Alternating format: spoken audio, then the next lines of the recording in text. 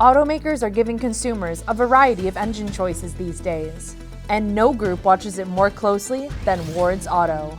Today we hear about its 10 best engine choices for 2017 from 3 of the editors who selected them. Coming up next on Autoline This Week. And now, here's your host, John McElroy. I want to thank you all for joining us on Autoline This Week. You know, when you drive a car, it has to have an engine in it. But what are the best engines out there? Well, every year the editors from Ward's Auto get together, evaluate all the engines that are out there in the marketplace, and they come up with their 10 best. And that's what we're going to be talking about today, the latest 10 best list. And joining us for today's discussion are Tom Murphy, Drew Winter, and Bob Gritzinger, all from Ward's Auto. And great to have you back, guys. Thanks. Great to be here. You know, when I look at this year's list of the 10 best, and we'll get into them all, 2 things jump out at me. Either they're all turbocharged or they're all engines that are used in hybrids. Is this a trend? What's going on here? That's what we're seeing. We're finding that the automakers are spending their money either on hybrids and plug-ins or else on downsized turbo engines. And this list really shows it. I mean, we had 40 powertrains that we evaluated. So that's including the gas and 3 diesel engines and then all of the electrified vehicles as well.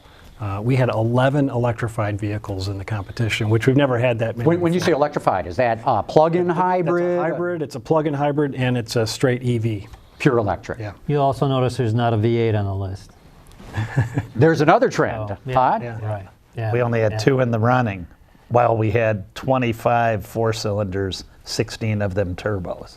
Okay, so when you go to evaluate all these different things, plug-ins, diesels, V8s, to 4-cylinders, turbo, non-turbo, how do you evaluate? Oh, what's the process here? Well, how do you turn? You know, how does it turn the wheels? How well does it satisfy your need to get from point A to point B? And we're not just looking for basic transportation, but you know, we separate the winners from the losers based on, you know, it's a seat of pants feel. We can tell. Yes, we look at the specs, we look at the horsepower and the torque numbers and compression ratios and fuel economy, observed fuel economy especially. Does it match or beat, in some cases, the EPA ratings?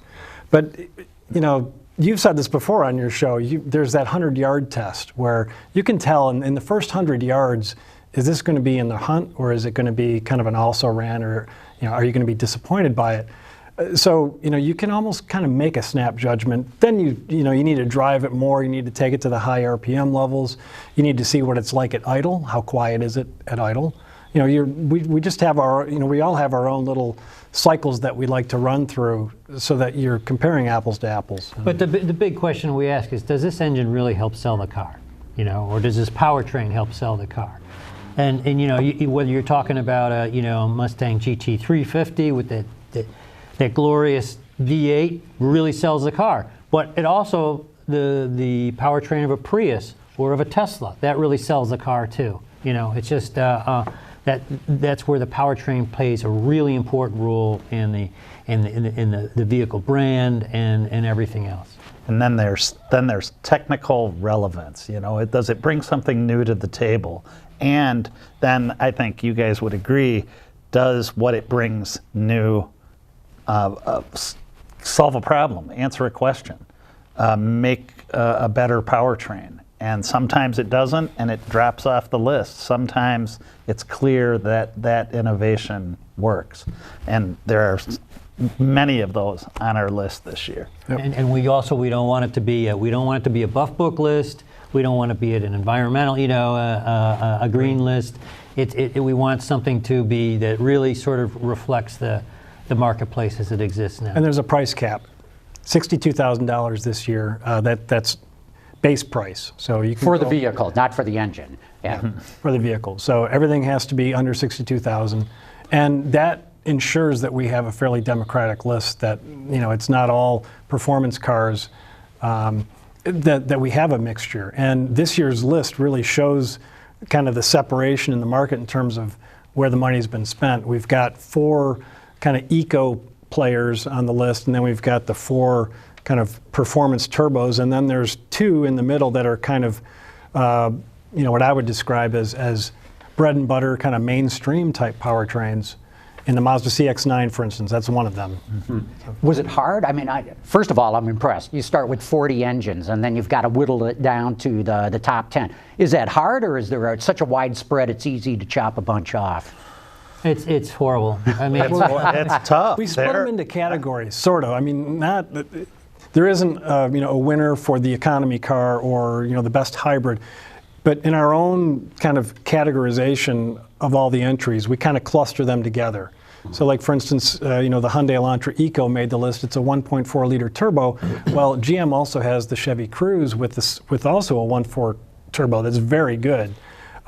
We thought the Elantra, it had better fuel economy, observed, but still the NVH was really good for both of those. So, in that case, it was basically the fuel economy that broke the tie. I mean, the real warfare was 2-liter turbos. Yeah. We had so many of them, and across the range, and you can argue back and forth on the merits of this one against that one.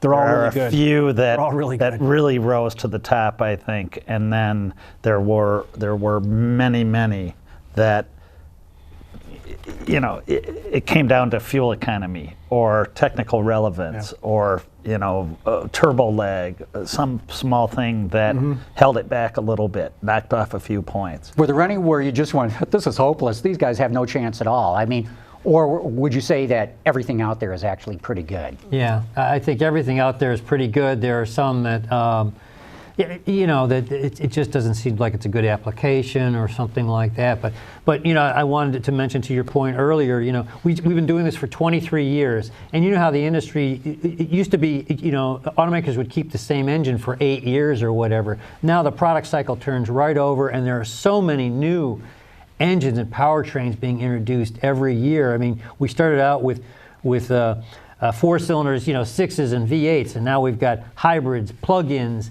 EVs, fuel cell vehicles. I mean, the variety and the number of engines and the changeover and the new technology is just really not only complicated. that, the engines that were new last year are being renewed this year. So, for instance, the Volvo V60 Polestar, 2-liter turbocharged and supercharged. Well, that engine made our list last year in the XC90, and it was making 316 horsepower. In this new Polestar application, 362 horsepower. That's 181 horsepower per liter. I mean, have you ever heard a specific output like that in kind of a mainstream Not vehicle? in a mainstream car. Yeah, so it's, that to us was like, that's a game changer. That's what we're looking for. Further to that point of this changeover is, we bring back the 10 that won last year, and only one of them carried over to this year, correct?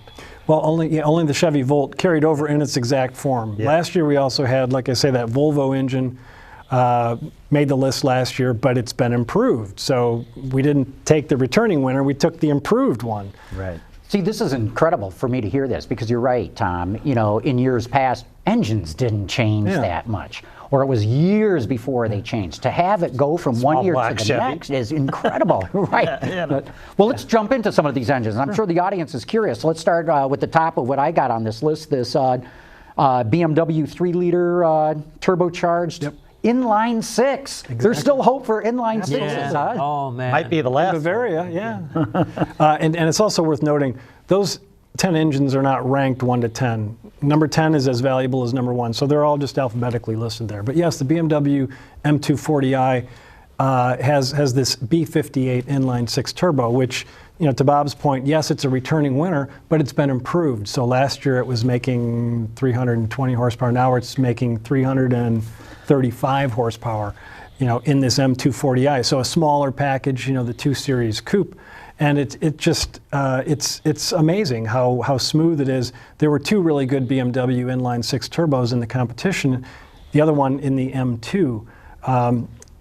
Similar engines, but the M2 makes more horsepower, but it suffers in fuel economy. So that was our pick. We really liked the idea of getting 25, 26 miles per gallon in this wonderful M240i, and that's why it made the list. And inline-sixes really are the perfect architecture for an engine. Perfect balance. They sound great. They're efficient. Everything. It's all now. It's a packaging now with pedestrian protection rules and all these other things that are the engines. Inline-sixes are a little too tall. They don't package well. So most automakers have gone away from them. But from a pure engine standpoint, they are just the best. They're perfect, but they're going away. Yeah. Bob, let's start with Unless you the on Slant 6 comes back. Yeah. That's sort of like an inside joke about, but we won't even explain that. Okay, next one on the list. Bob, you talk about this. The engine in the Chevy Volt hybrid. Yeah, the extended range EV Chevy Volt is a returning winner. We love the improvements that they've made in terms of range. It's now up to 53 miles of electric range. So you're looking at the whole package, Yes. not just the, Just the engine. internal combustion engine. Propulsion system. No, the whole Propulsion thing. system. Call it Yeah, this propulsion is, systems. they upgraded the four-cylinder from a 1.4 to a 1.5, I believe. And but the main thing is they really beefed up the power output of the whole system. So it goes from being really quick to being super quick for what is essentially a green vehicle. So for that reason alone, I felt like it needed to be back on the list. It remains a game changer. Sorry, No, go ahead, just Drew. super Yeah. green vehicle, super fun to drive. Yeah, also an important note too is the prior Volt had to use premium gasoline. The new one can use regular. Right, So, yeah. So Drew, let's get you talking about something here, this Ford Focus RS. Yeah. You know, we've gone from the plug-in hybrid to a pure performance Yeah, car. the most fun. I think probably the most fun car we had of everyone. Why so? Light, super fast. I mean, it's you've got all this horsepower coming out of a 350 to be exact. 350 horsepower. V8 coming out- numbers. out of a small four-cylinder, all-wheel drive, small light car, but thing makes great sounds, affordable, just you have just it's a great package in terms of compact performance engine, makes tons of power, sounds great, lots of fun. What's not to like? What's not to like? No, you're right. And the RS too almost has a cult following. Not as well known in the U.S. market. It's kind of new to the U.S. But elsewhere in the world, Europe especially, I mean, people almost get down on their knees and bow to the RS. Well, places where they follow rally car series and all of that, this car is, the gold standard. And this is another case where the power of that small engine really sells the car. And that was an engine that we tested in the Mustang, because that, a version of that 2.3 liter four-cylinder was, the first time that we've seen a modern Mustang with a four-cylinder turbo. And it was good, but now they've cranked up the horsepower. They put a larger turbocharger on it. They reinforced all the parts. Yeah, larger bore exhaust, and so it's a totally different experience with that engine now compared to, if you'd bought a Mustang a couple of years ago. Okay, well, let's swing to the other side of the pendulum again. Tom, what about the Chrysler Pacifica hybrid? Yeah, loved it. I found it astounding to be driving 30 to 38 miles per gallon, and that was after you had burned through your electric range. So, so it's like the Chevy Volt. It is. It's a plug-in hybrid, so you can plug it into your wall socket at home, or if you have a level 2 charger, I think it'll charge in 2 or 3 hours, and it'll give you 30. What is it? What's the latest number? 33. 33 miles of range, which is decent, all electric by today's standards, especially for that large of a vehicle. Yeah, for a full size. And depending on the weather, you're going to burn through that range at different rates. The colder it is, you're going to use up the go more quickly faster through it. But even after you do burn through that, that to me was the clincher, that it still is alternating between gas and electric after you've burned through the pure electric range, because it's putting enough juice back into the battery so that it will let you at a stoplight shut off the gas engine, or when you're decelerating, shut off the gas engine. And I found it very smooth switching between gas and electric. And the point is, though, a lot of people with their daily commutes are only 30, 40 miles, and a lot of people could commute and drive the car every day and probably not burn hardly any gas. Run all the errands. Yeah. Well, and we both got to drive it out west in prime conditions for it, and it met all of the objectives, the range, and and again, once you're off of pure EV driving, 30 plus 35 miles per gallon in a 7-passenger minivan is a pretty strong number. Yeah, I think they're saying if you constantly plug it in and use it that way, you get the equivalent of 80 miles to the gallon. 84 now. 84? Yeah, 84. And a 566 mile overall range. So, that's Nebraska. Mm-hmm. Yeah, from here. So, Drew, let's talk about the Hyundai Elantra Echo.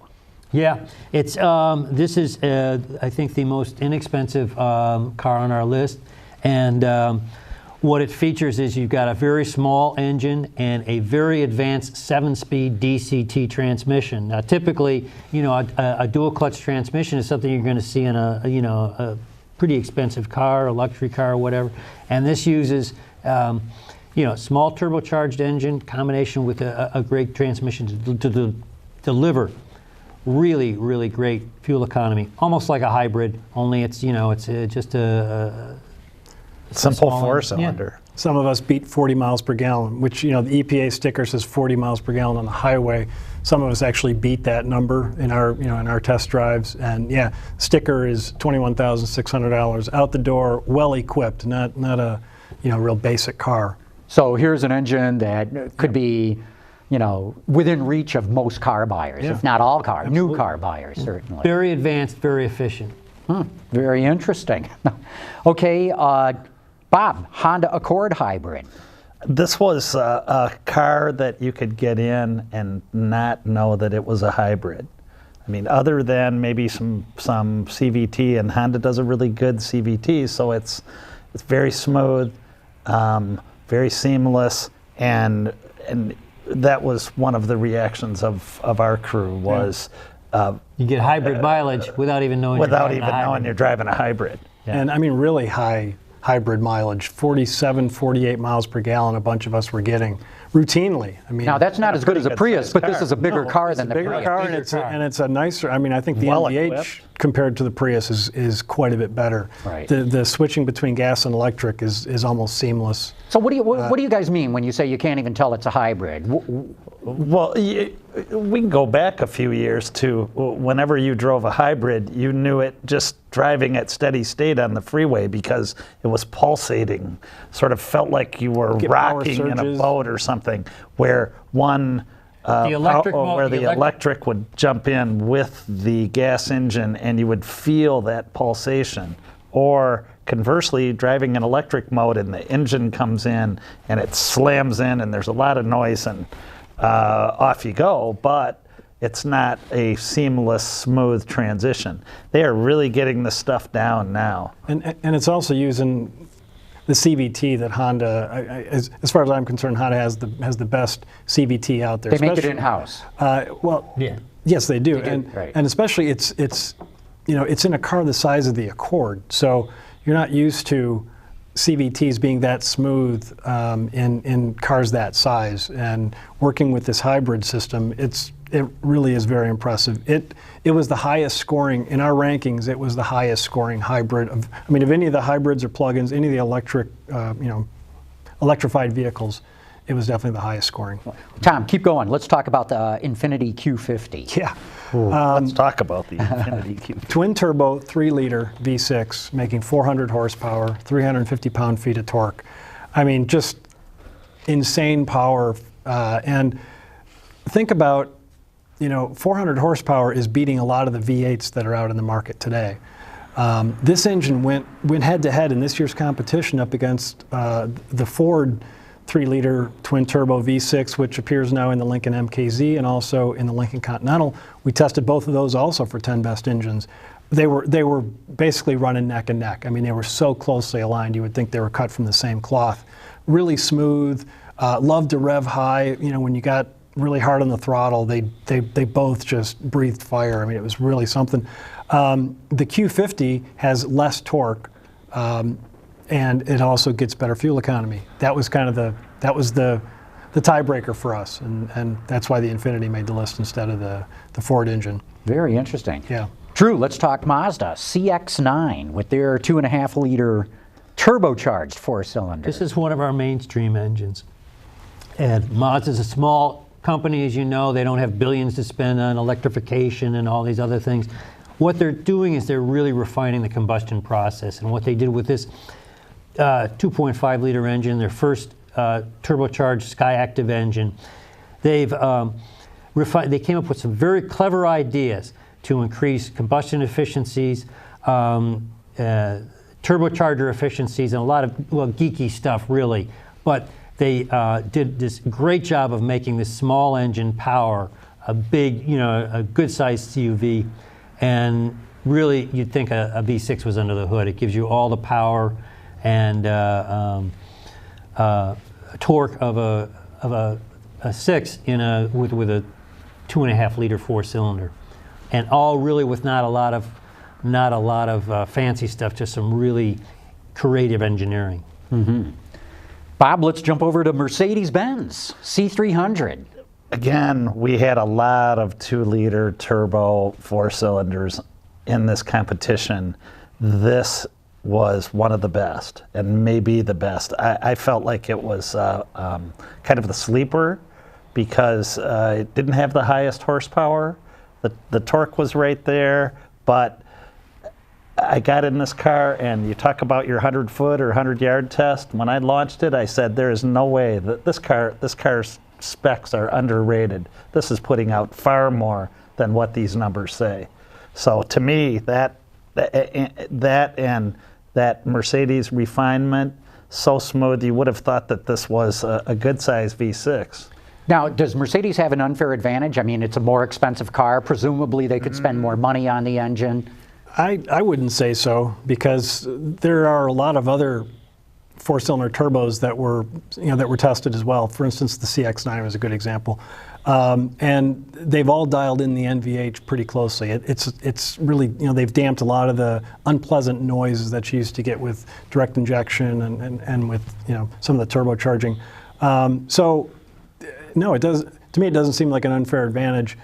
But what we are seeing is Mercedes, Audi, and BMW, all three of those have amazing 4-cylinder turbos in the market right now. So all three of those engines, in the A4 and in the BMW 3 Series, as well as the Mercedes, all three of those, we thought, geez, are they like sharing engines? They're so closely aligned.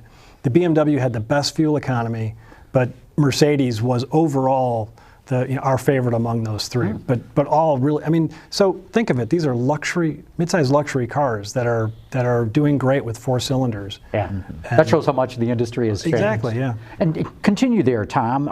You brought it up earlier, but let's talk about that Volvo V60 Polestar. Yeah. So we had that engine on the list last year. Another 2-liter turbocharged 4-cylinder turbo, but a different type of 4-cylinder turbo compared to those, the Germans that I just mentioned. Those are kind of luxury applications. In this case, the Volvo V60 Polestar is, it feels almost like a track-ready car. Some people thought that the suspension was a little bit too tight. So, this is not what you expect from Volvo. You expect a safe, practical station wagon. Sedate. Well, this is 181 horsepower per liter, which, like I said earlier, amazing.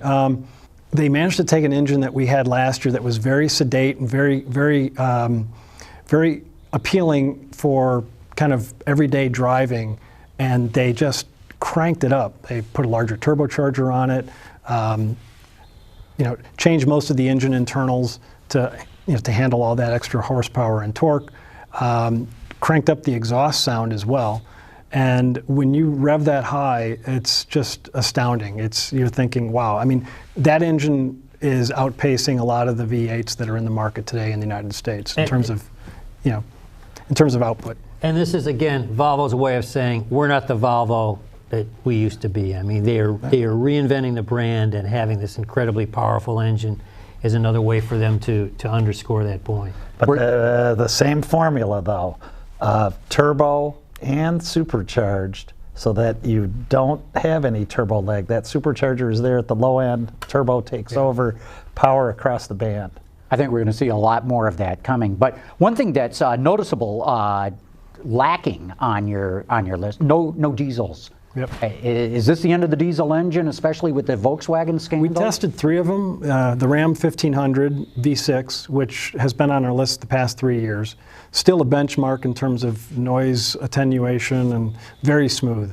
And then we tested also the Cruze diesel, the new Chevy 1.6 liter Chevy Cruze. And then also the Jaguar 2 liter. We tested it in the XE sedan. And yeah, none of those made it. The Ram had been on the list for 3 years, and like, as we were talking about, there's just so much new out there that we really do want to recognize the truly new stuff.